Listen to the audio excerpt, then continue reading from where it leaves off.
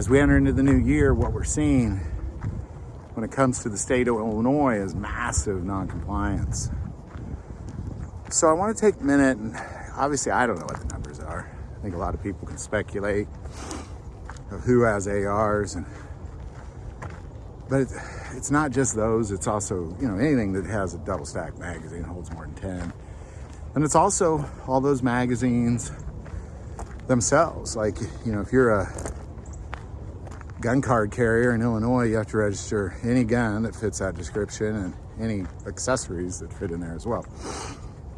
So it's about items, But what I do know is that 6% of this country has an AR on average. It's obviously going to vary. I'm sure that number is much higher in places like Wyoming, for example. But if you just take the average of 6%, there's 12.5 million people in the state of Illinois. I don't know if this is really even fair. I'm just going to use this because you got to include Chicago and all, but anyhow, look, roughly what you're looking at is you're looking at about 750,000 ARs if they fit the national average. That's a big if. So, so far, there's been about 25,000 items registered. And again, that number doesn't include Glocks, SIGs, Smith & Wessons, CZs, and go on and on and on about double stack magazines and all the magazines. I have an AR and I definitely have more than one magazine, and most people do. So we're really talking about millions of items potentially. Now, what happens with this? What are they going to do about it? And is there going to be mass confiscation? Because I did a video yesterday about how the ATF can reverse trace and find out who has those guns. I'll put the link there.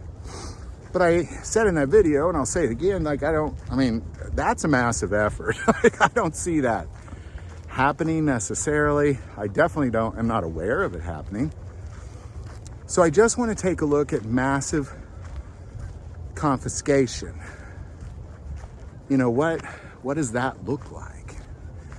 Because so far, virtually almost every sheriff, with the exception of Chicago and those areas, has said that they will not enforce it at all. That they find it unconstitutional and there's lack of it. They just count them out, is ultimately what they said. So you definitely won't have the counties doing anything about it. When it comes to the state police, it's just such a small number of individuals that they really could not endeavor in such things because they're managing things like the highways and such, the lakes and the other stuff that they patrol. When it comes to helping the ATF track down unregistered gun holders, I would say that the state police have been involved in virtually nothing involved with that. I could be wrong.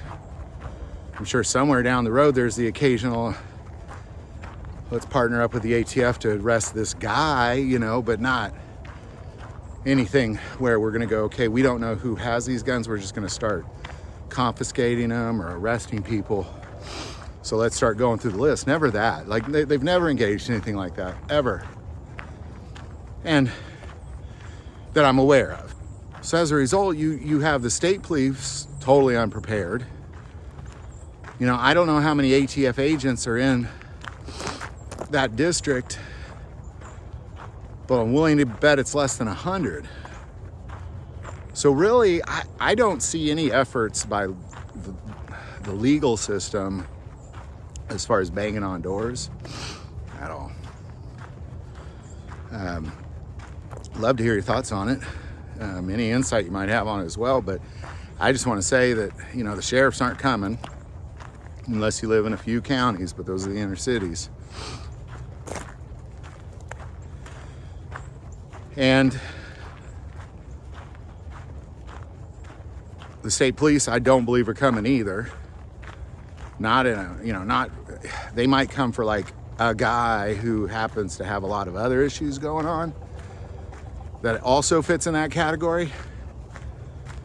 But they're not just gonna start making lists of anybody that has a FICA card or the ATF doing a reverse trace on, 12.5 million people. So there you go.